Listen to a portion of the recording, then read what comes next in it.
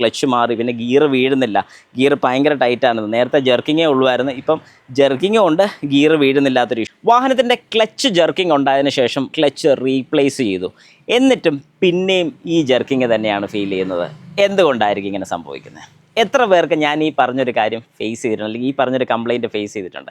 Hi നമസ്കാരം, ഞാൻ Rakesh M G ടിപ്സിലേക്ക് എല്ലാവർക്കും സ്വാഗതം. എല്ലാവരും സുഖമായിട്ടിരിക്കുന്നു വിശ്വസിക്കുന്നു.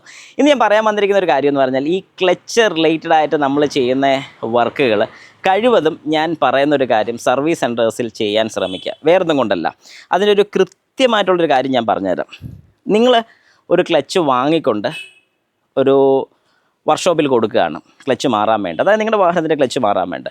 ക്ലച്ച് എന്ന് പറയുമ്പോഴത്തേക്കും 2-3 പോർഷൻസാണ്. ക്ലച്ച് ഡിസ്ക് ഉണ്ട്, പ്രഷർ പ്ലേറ്റ് ഉണ്ട്, ക്ലച്ച് റിലീസ് ബെയറിംഗ് ഉണ്ട്. ഇങ്ങനത്തെ കാര്യങ്ങളെല്ലാം കൂടെ കൂടിയാണ് വരുന്നത്.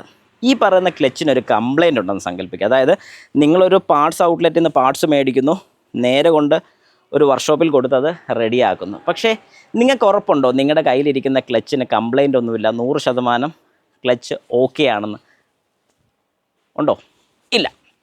ശരിക്കും പറഞ്ഞു കഴിഞ്ഞാൽ ക്ലച്ചിന് ഇങ്ങനൊരു ഇഷ്യൂസ് കുറച്ച് നാളായിട്ട് ഞാൻ ഫേസ് ചെയ്യുന്നുണ്ട്, അല്ലെങ്കിൽ പലപ്പോഴും ഞാനിത് കണ്ടിട്ടുണ്ട്. സർവീസ് സെൻറ്ററിലൊരു ഗുണം എന്താണെന്ന് ചോദിച്ചു കഴിഞ്ഞാൽ, ഇങ്ങനെ ഒരു ക്ലച്ചിന് കംപ്ലയിൻ്റ് ഉണ്ടെന്നുണ്ടെങ്കിൽ അവർ ചെയ്യുന്നൊരു കാര്യം, ഇട്ട് നോക്കും, ഇട്ടിട്ട് പ്രശ്നം ഉണ്ടെന്നുണ്ടെങ്കിൽ അത് മാറി വേറെ ക്ലച്ച് നമുക്ക് കിട്ടും. പക്ഷേ പുറത്ത്, അല്ലെങ്കിൽ നിങ്ങളൊരു കൗണ്ടർ സെയിലായിട്ട് മേടിക്കുന്ന ഒരു ക്ലച്ചൊക്കെ ആണെങ്കിൽ, ഒരു തവണ നിങ്ങളുടെ വാഹനത്തിൽ ഫിറ്റ് ചെയ്ത് തിരിച്ചൂരി അത് കംപ്ലയിൻ്റ് ഉണ്ടെന്ന് പറഞ്ഞ് കൊണ്ടു കൊടുത്തു കഴിഞ്ഞാൽ അവർ പറയും മാറി തരത്തില്ല, നിങ്ങൾ ഫിറ്റ് ചെയ്തതിൻ്റെ കംപ്ലയിൻ്റ് ആയിരിക്കും, അല്ലെങ്കിൽ വൺസ് ഫിറ്റഡ് ആണെന്നുണ്ടെങ്കിൽ അവർക്കത് റീപ്ലേസ് ചെയ്ത് തരാൻ പറ്റില്ല എന്നെടുത്ത് പറയും. ഇതൊരു ജെനുവിൻ ആയിട്ടുള്ളൊരു കേസാണ്.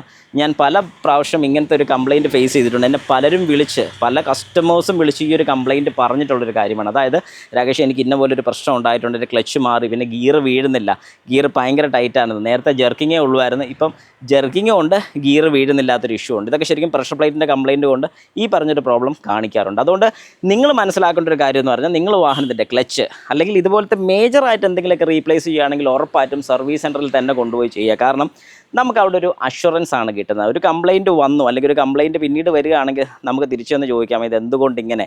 അവർ നമുക്ക് അതിൻ്റെ എന്തെങ്കിലും പ്രോബ്ലം കൊണ്ടാണെങ്കിൽ ഫ്രീ ഓഫ് കോസ്റ്റിൽ നമുക്കത് റീപ്ലേസ് ചെയ്ത് തരുന്നതായിരിക്കും. പക്ഷേ പുറത്തൊരു വർക്ക്ഷോപ്പിൽ ഇങ്ങനെ ചെയ്ത് തരില്ല എന്നാണ് എൻ്റെ ഒരു അറിവ്. ഇനി ഞാൻ പറഞ്ഞതിൽ തെറ്റുണ്ടെങ്കിൽ നിങ്ങൾ ജസ്റ്റ് കമൻറ്റും കൂടെ ഒന്ന് ഇട്ടേക്കുക. അങ്ങനെയല്ല, ഞാൻ പുറത്തുനിന്ന് പാർട്സ് മേടിച്ചുകൊണ്ട് കൊടുത്ത് അവർ മാറിക്കഴിഞ്ഞാൽ അതിന് കംപ്ലയിൻ്റ് ഉണ്ടെങ്കിൽ ഈ പാർട്സ് തിരിച്ചൂരി അവിടെ കൊണ്ട് കൊടുത്താൽ അവർ ആ പാർട്സിൻ്റെ വില തരും, അല്ലെങ്കിൽ പുതിയൊരു പാർട്സ് കിട്ടുമെന്നുണ്ടെങ്കിൽ, എൻ്റെ അറിവിലില്ല, നിങ്ങളുടെ അറിവിലുണ്ടെങ്കിൽ ജസ്റ്റ് അതും കൂടെ ഒന്ന് കമൻറ്റ് ചെയ്തേക്കുക. അതുകൊണ്ട് ഞാൻ പറയുന്നൊരു കാര്യം, നിങ്ങൾ ഇതുപോലത്തെ മേജർ വർക്ക് കാര്യങ്ങളൊക്കെ വരികയാണെങ്കിൽ ഉറപ്പായിട്ടും സർവീസ് സെൻറ്ററിൽ തന്നെ ചെയ്യുന്നതാണ് ഏറ്റവും നല്ലത്.